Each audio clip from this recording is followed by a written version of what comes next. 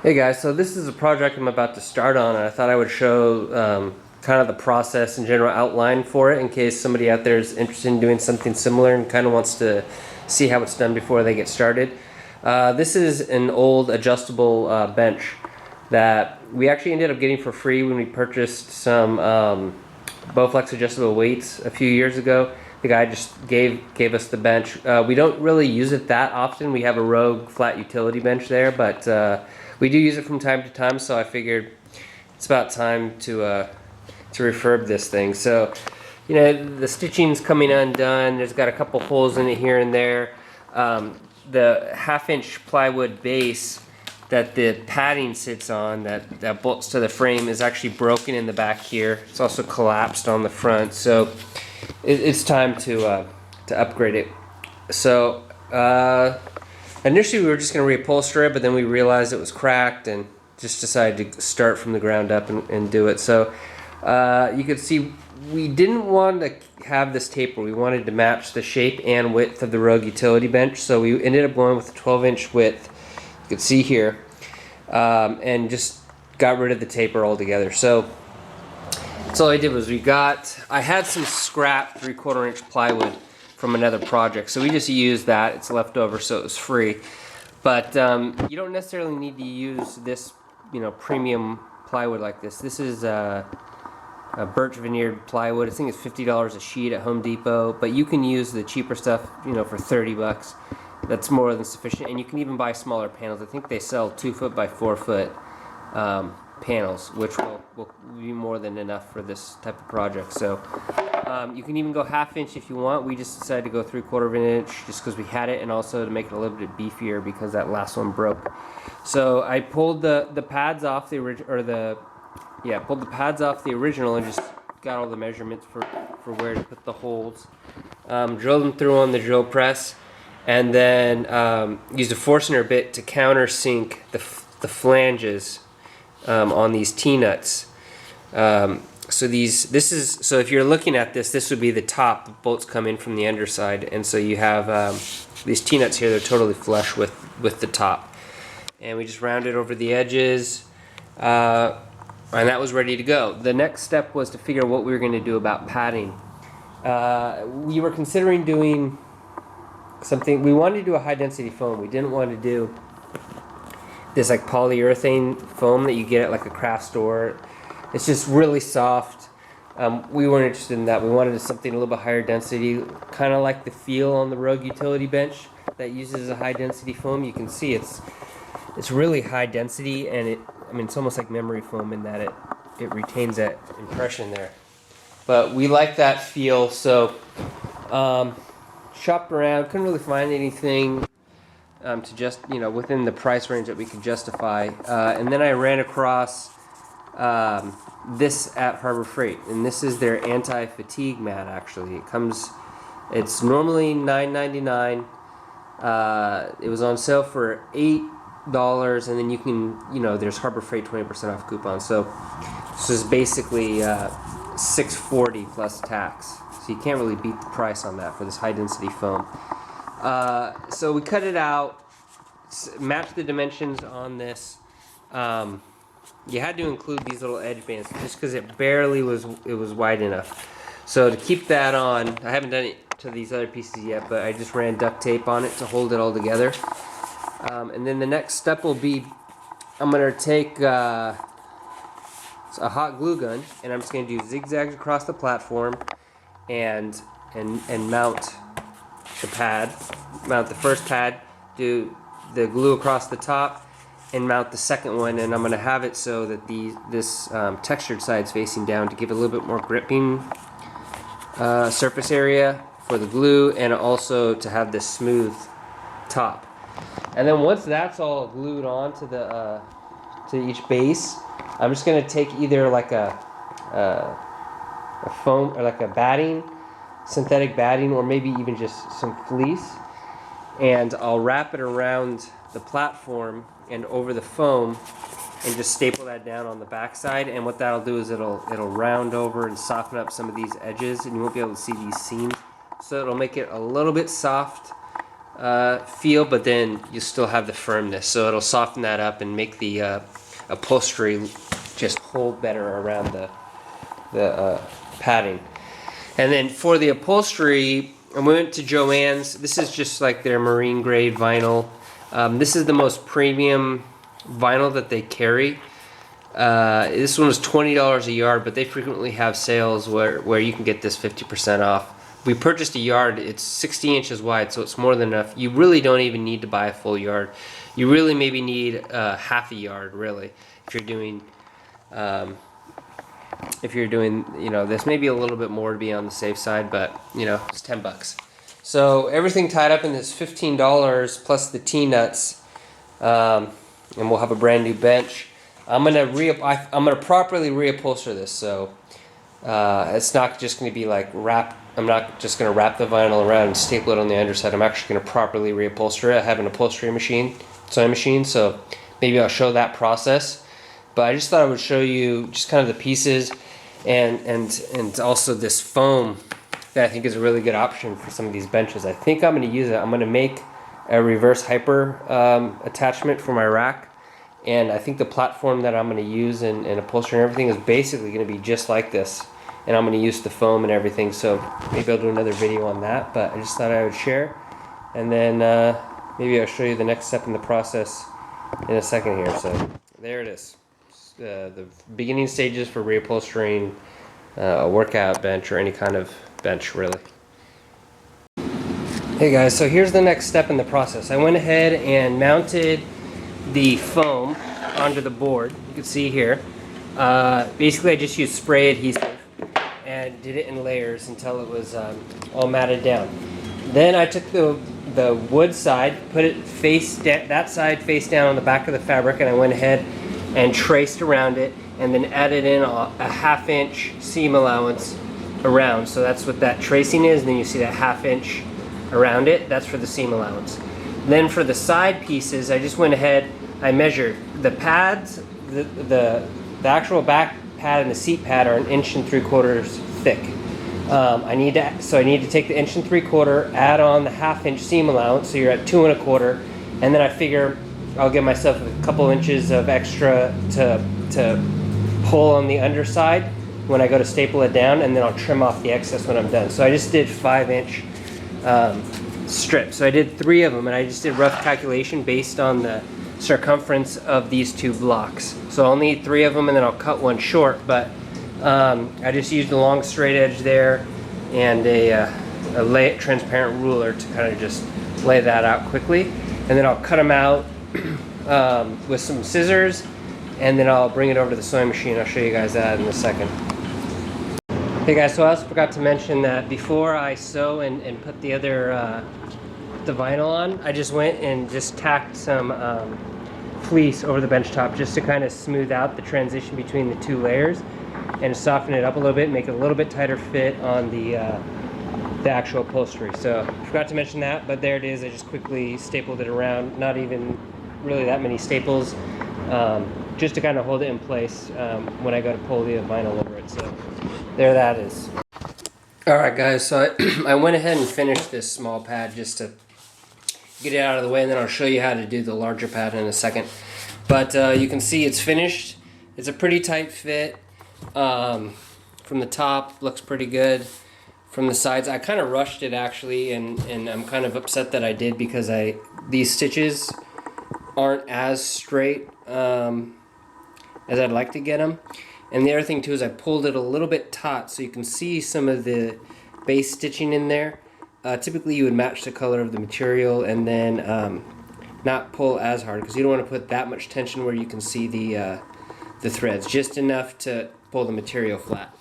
But and then you can see the backside here. I just went through and tacked it all the way around, and then I'm going to be putting an upholstery backing material over this to cover all of this up, so you won't see any of this on the backside, and I'll trim it out and everything. But I just want to show you the top of the pad. So let's get started. So I went ahead. This is the initial tracing on this one that's been covered in fleece. I took the sides And I joined the two sides together already, so it's just one long piece. It's not even measured out, so you can see I just joined together two pieces. Let me put it in the tripod and I'll get started. The machine I'm using here is a FOF 545. It's an industrial walking foot upholstery style machine. You'll see how it operates here in a second. Now, you can do this. Well, I mean, I would say you can't do it on another, like a standard needle machine, but it's going to be really tough, to be honest, because getting through this material and feeding it consistently is what's really difficult. So, here we go. Let's just jump into it and start. So, I have a drop-down guide here. So, this actually sets my seam allowance, and then I just drop it down and to a 1/2 inch, which is what we had measured it out to be before. So for the starting, to start it off, what I'll do is I'll just fold it over, typically drop it down. I'll follow that 1/2 inch seam allowance and sew a line down here. And I'll show you why, you'll see why at the end. So,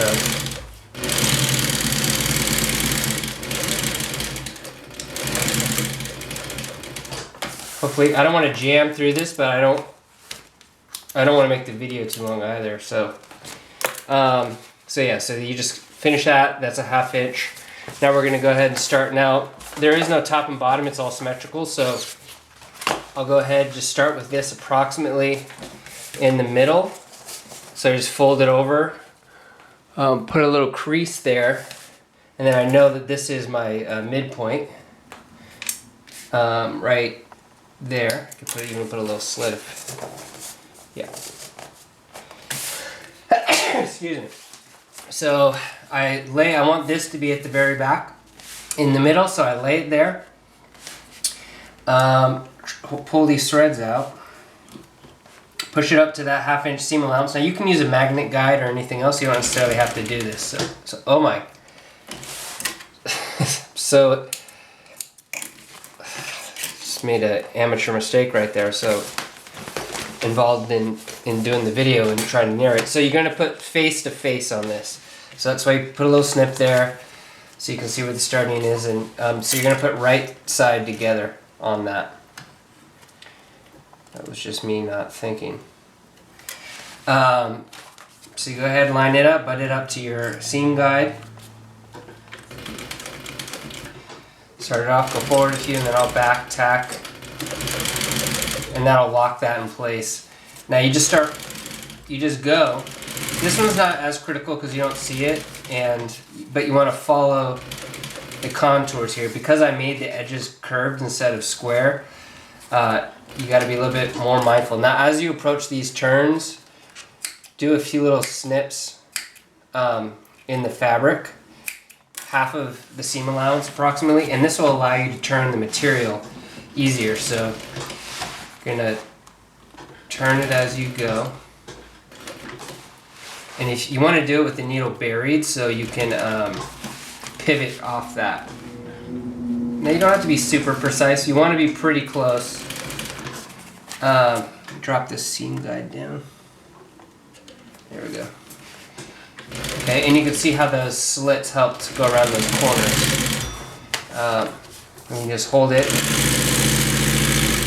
The machine just feeds.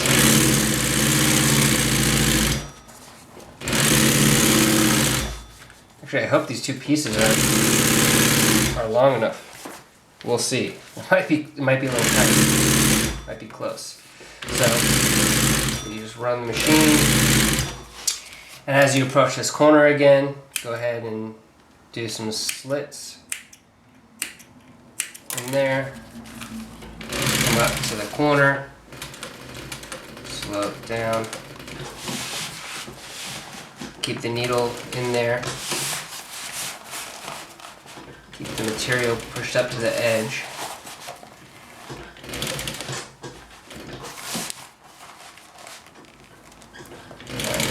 Excuse my hands, they're all covered in spray adhesive from when I put the pads on the wood. So Alright, looks like we are going to have enough material, barely. So, approaching the corner, put some slits in here. Okay.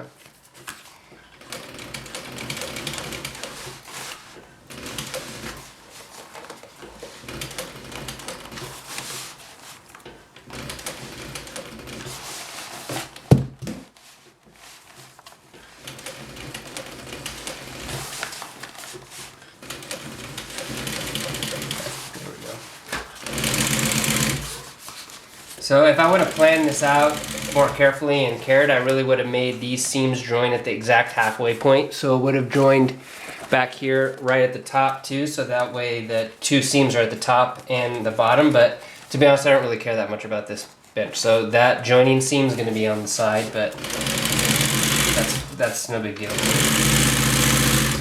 So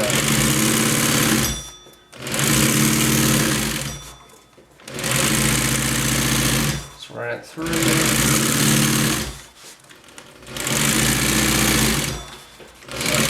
Okay, so you approach the side again. This is the last corner.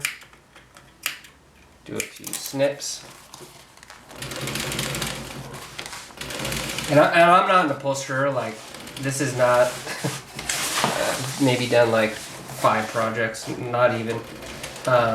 So I'm sure that there are other methods out there that, you know, the pros employ that I don't even know about, but these have worked fine for me, and the results have always been good. So okay, so now we're approaching the end here where it overlaps. So I'm just gonna sew. I'm actually gonna grab some. I guess I could just use these, and I'm just gonna cut this material away. And I'm going to have it overlap a couple inches over that first starting seam. And I'm going to back tack over it, okay, and finish it out. Okay. Now that is done. Now you can see, so this is going to, imagine when we turn it inside out, that'll be the top. So that's why we did that top stitch, to have that rounded over edge. But we also have to secure that together. So the way that I've done it is, trying to see if I'm still in frame here. I don't know if that light is blowing out the image so you can't see anything. I don't know. So I'll take a needle and I'll line the two edges up square. And I'll push that so that'll hold these two sides together. And then I'll take it into the machine before I do the top stitch.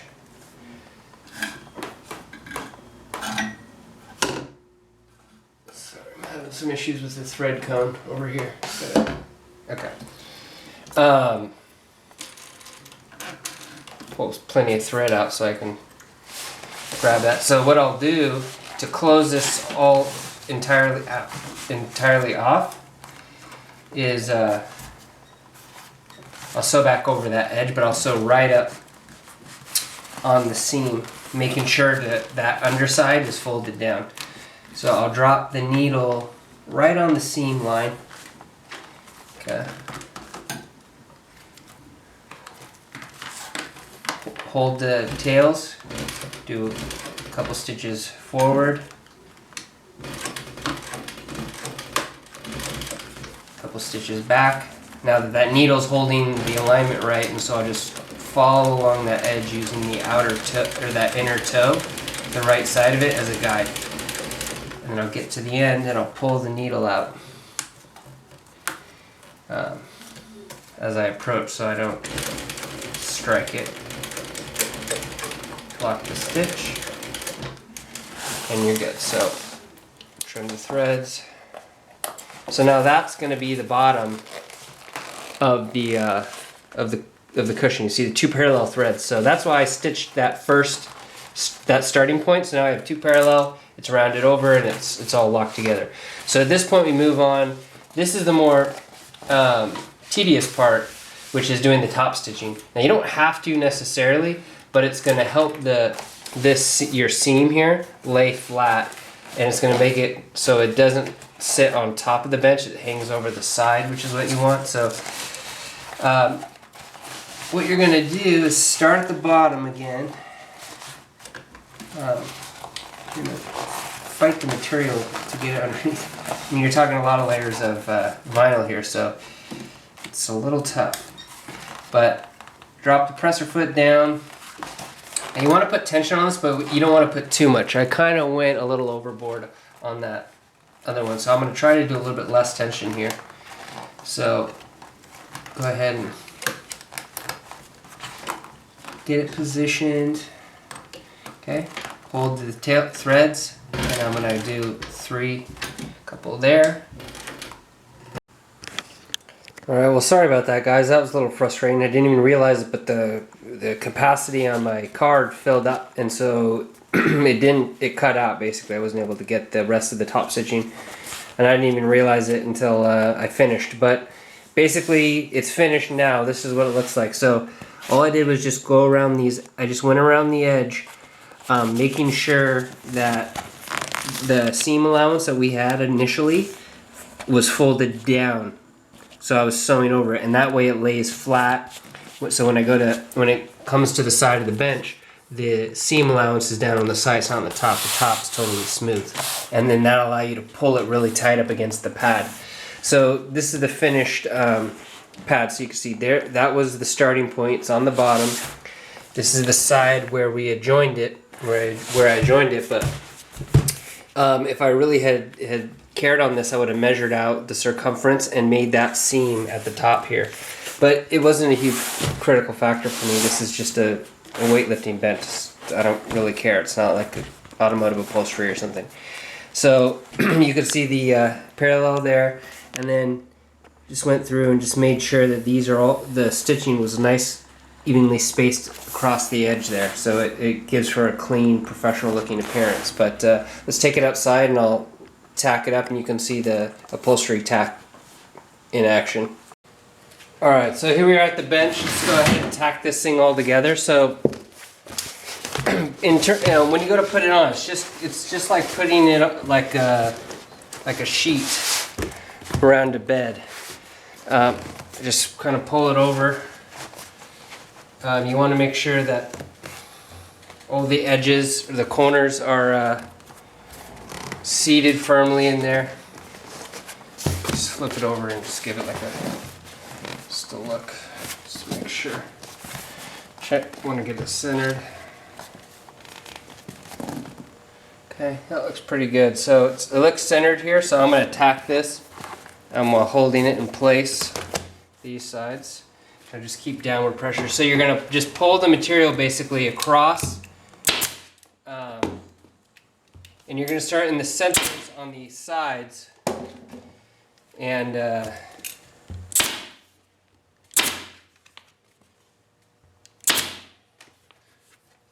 you're going to alternate basically. And I'll put a few of them. I don't want to do just one because I don't want it to tear the material. And then just confirm that it's even, and it is. And let's check the sides, top and bottom look good. Let's pull this edge down. That looks good too. Okay, and then we'll do these sides. So I pull this taut. Okay, pull this one taut. Just make sure it looks good. Yeah, looks good. So pull that tight. Okay. Sorry, the compressor's going on there. And then just go all the way around, keeping that tight.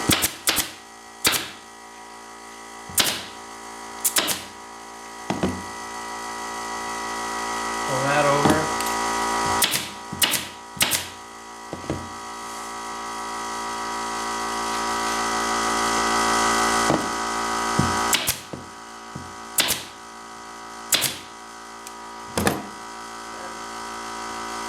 And this edge.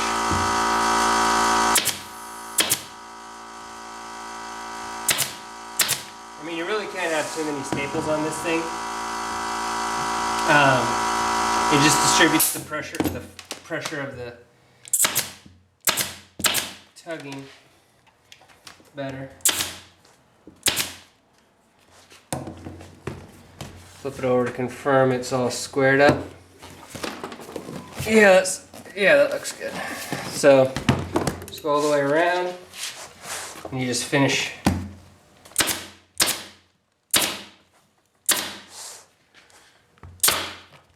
Gotta be careful. There's no safety on these upholstery staplers.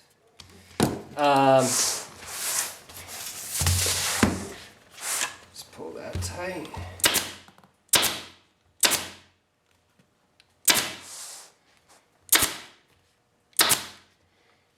Okay. And I've done these a few different ways, the edges. I've done it where I'll fold it down. I've done it where I'll flatten it. But I think this way I'll do it like this. So I'll kind of tuck it under like this and then pull it flat.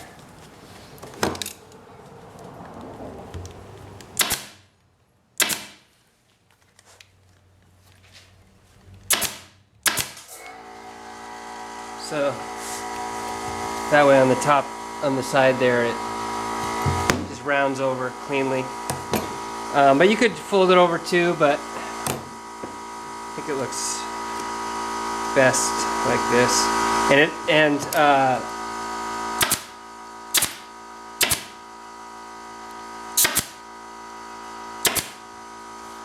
Yeah, so you can see, just fold it over that way. And I've done it too where I've trimmed it out to minimize that material, but there's nothing behind this. This is going to be backed with a upholstery fabric. You'll see it in a second. So that's good. And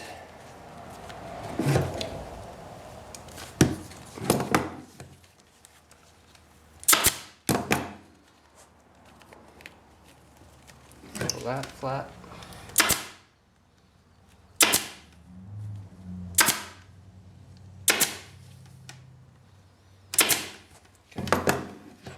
And there you go. So that's totally tacked together now. See, the top's smooth. It's a good fit. The edges look good. That fleece really was effective at hiding those seams, so I'm glad I did that. And it feels good. It's firm. It feels just like the Rogue bench, actually. So I'm happy with that.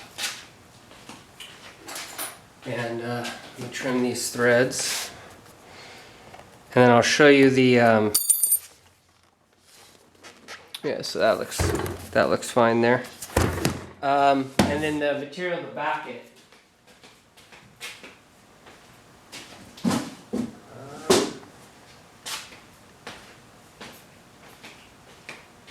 You know, I'm not sure where I put that fabric.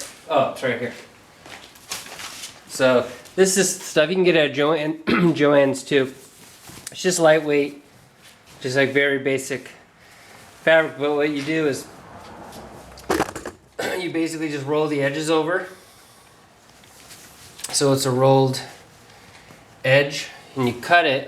You cut it to the approximate size, and then you just go around and you just tack just a row of these all the way around, and then so you just a straight row, and that will cover up all of this, and will cover up, you know, you can still see through. It's a little bit transparent, but it'll cover that all up, and then you'll just have a row of very straight staples, and then that rounded rolled edge, which will look nice. I'm not going to film that and show it. I feel like it's already gone pretty long, but yeah, so that's it. So just take it to the bench,